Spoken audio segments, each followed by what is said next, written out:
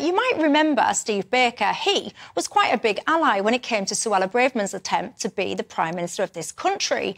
Political besties, some people might call them. Well, no longer, everybody. Steve Baker has now said that he will not support Suella Braverman at the next election. Why, I hear you ask? Well, basically what she's been saying is when it comes to the grooming gangs, of which many people will be familiar, she has been linking British Pakistani men to said grooming gangs. He says that is inflammatory and basically wrong. What do you make to it? Well, I think I'm a fan of Suella Braverman, and I think one of the great things about Suella is that she says it as she sees it. And it might be offensive to some people to say that they're of Pakistani extract, these grooming gangs, but they were.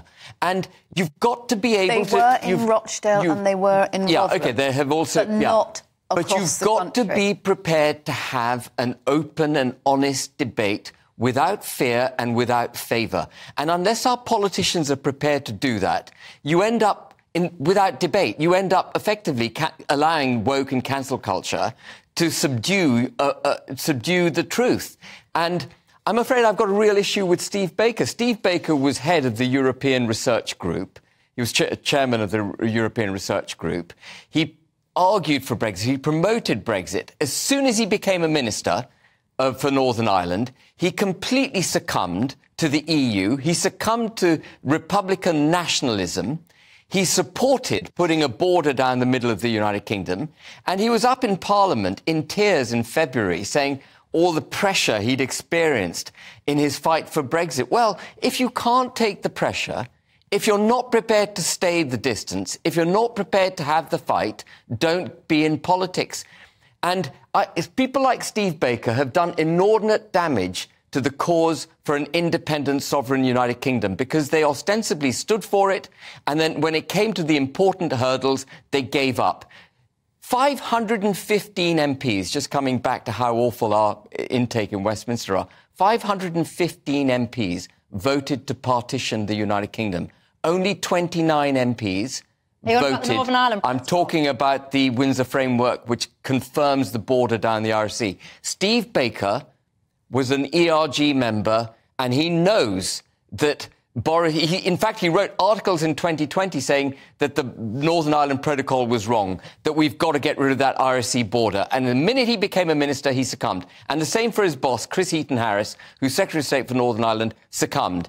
Only 29 MPs, and only 22 of them Conservatives, voted against the Windsor Framework. Which is the topic in hand, is about Suella Braverman. Yeah, but Steve Baker needs to be prepared to stand up. We talked earlier about what Conservative values are. Suella Braverman is standing up for Conservative values. Well, Steve Baker needs to do the same. Steve Baker, you could argue, is actually saying, hang on a minute, you are the Home Secretary. That is one of the 4 great offices of state. You are a trained and qualified lawyer, we are led to believe.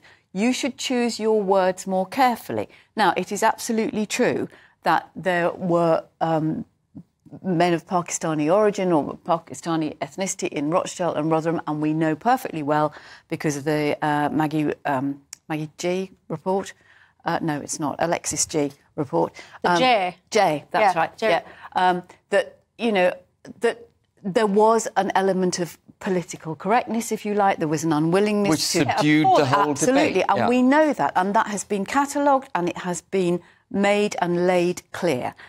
What Suella Braverman has continued to say, despite the fact there are no...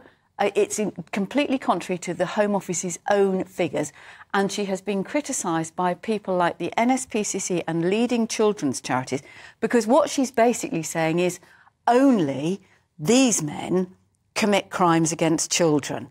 And what they're concerned about, the charities who are picking up the pieces... But she didn't say that. She said, I'll quote her as well directly, she's talking about a predominance of certain ethnic groups, British Pakistani males... Well, they're not predominant.